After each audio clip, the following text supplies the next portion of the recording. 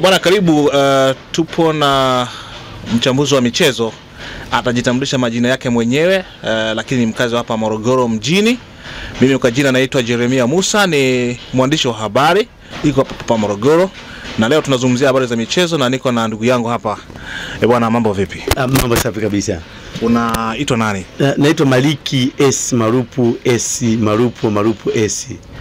Unaonekana wewe ni shabiki wa Yanga kabisa nguli. Ni shabiki na mwanachama wa klabu ya Yanga Afrika. Okay, bwana, Tanzania kwa mwaka huu tumeweza kufanikiwa kuingiza timu 4 kwenye group stage kwenye mashindano haya ya kimataifa, yani Champions League pamoja na shirikisho. Yanga pamoja na Simba wamefanikiwa kuingia kwenye klabu bingwa, huku Azam, Singida Black Star wenyewe wakiingia kwenye kombe la shirikisho barani Afrika. Hii hatua ya kuingiza timu 4 kwenye group stage kama Tanzania, wewe unaizungumziaje? Kwa kweli ni hatua kubwa sana ambayo tumepiga katika nchi yetu ya Tanzania, kwa sababu haya mambo tumeyaona kwenye nchi kama Misri, nchi kama Morocco, Tunisi, ndio walikuwa wakiwa na capacity ya kuingiza timu 4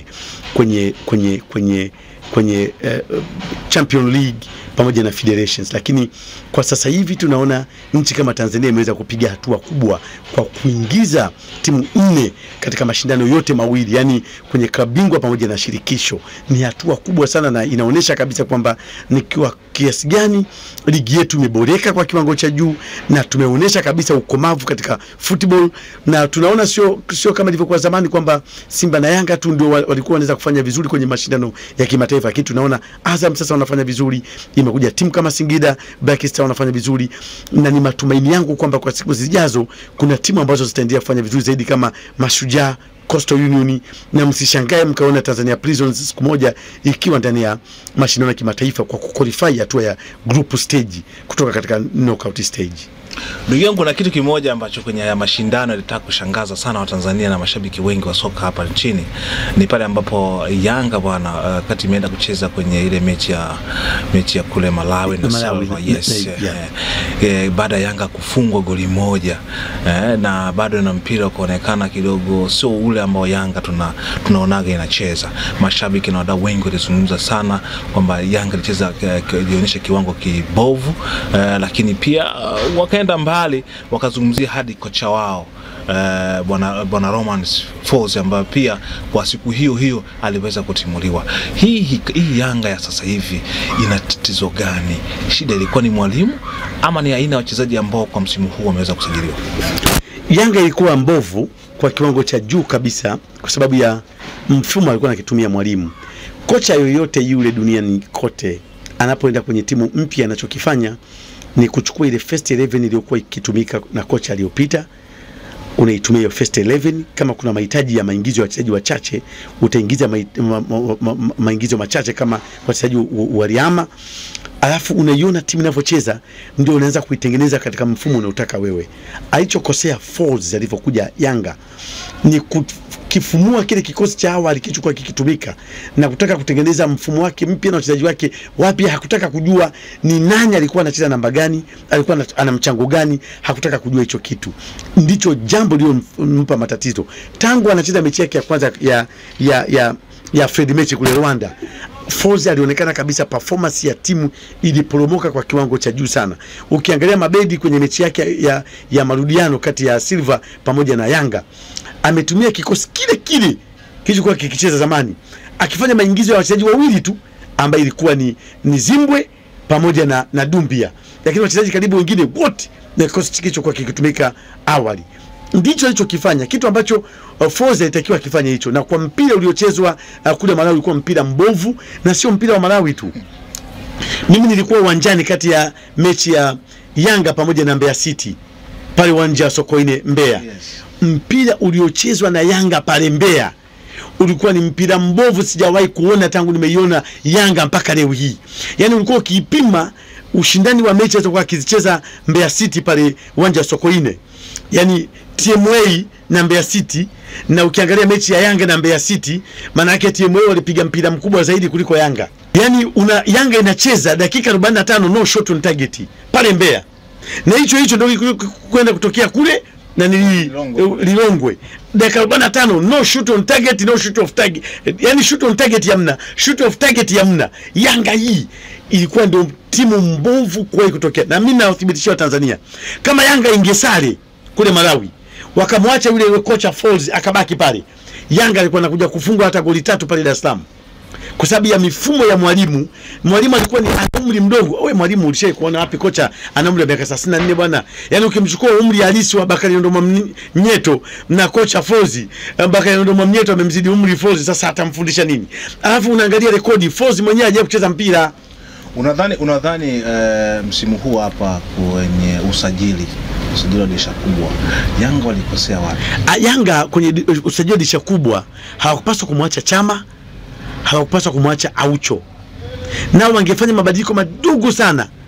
Wangemtoa tu yule alikuwa striker Msonda na angetafuta striker moja tu basi.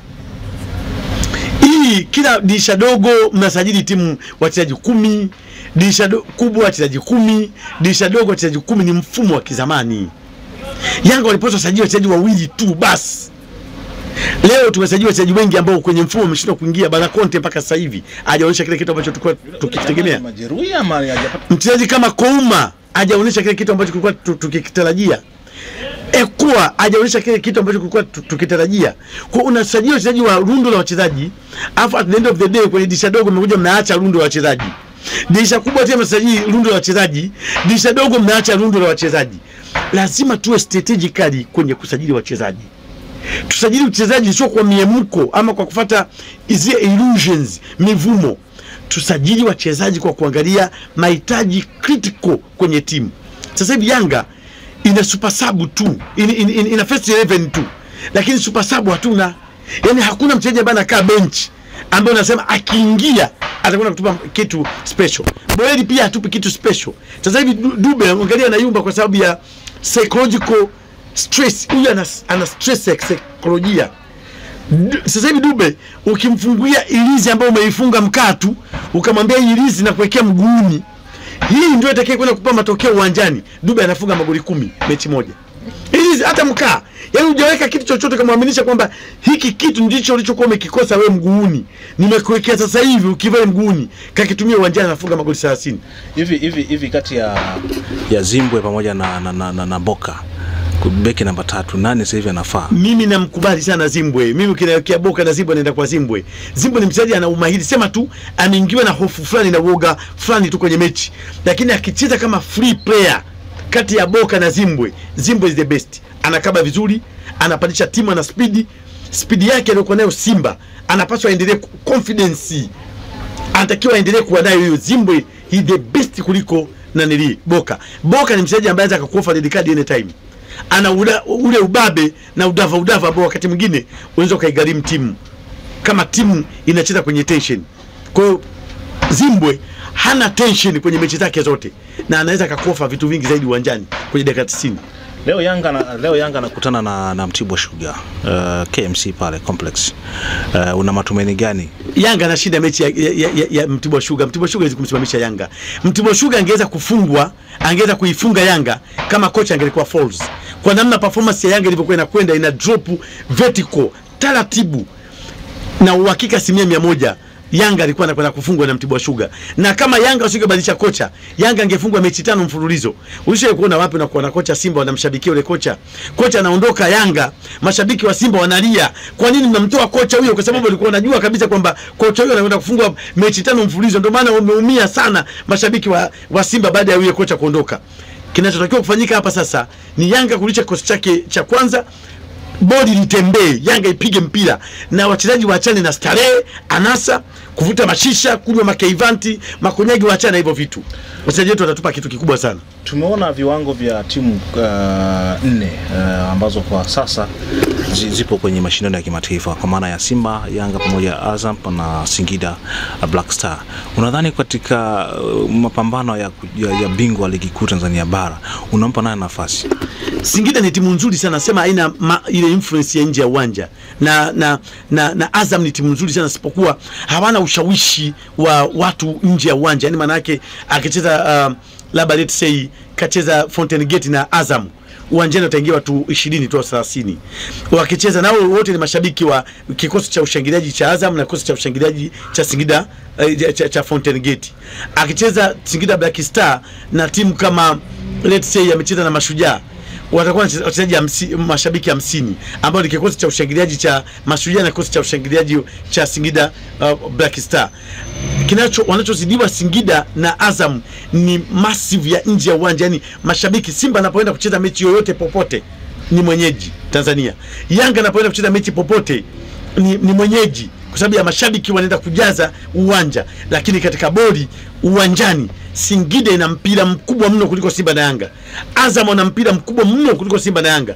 Yaani wachezaji waliopo Singida na wachezaji waliopo Azam wakipelekwa Simba au Yanga wanachukua ubingwa kwa ubora, ile physical fitness, quality ya wachezaji na makocha waliokuwa nao.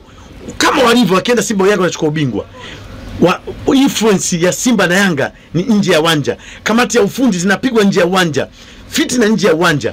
Na kama marefali wanachezesha fair play kwenye ligi hii, kwenye mechi zote, Simba na Yanga wao mabingwa wa ligi hii kuu. Kama fair play, yani penalty. Kinachotuponza sisi marefali wanaharibu sana mchezo hii. Marefali ni mashabiki wakubwa wa vilabu vya Simba na Yanga. Kama Simba haijapata, tumeona ile mechi ya Mashujaa na Simba.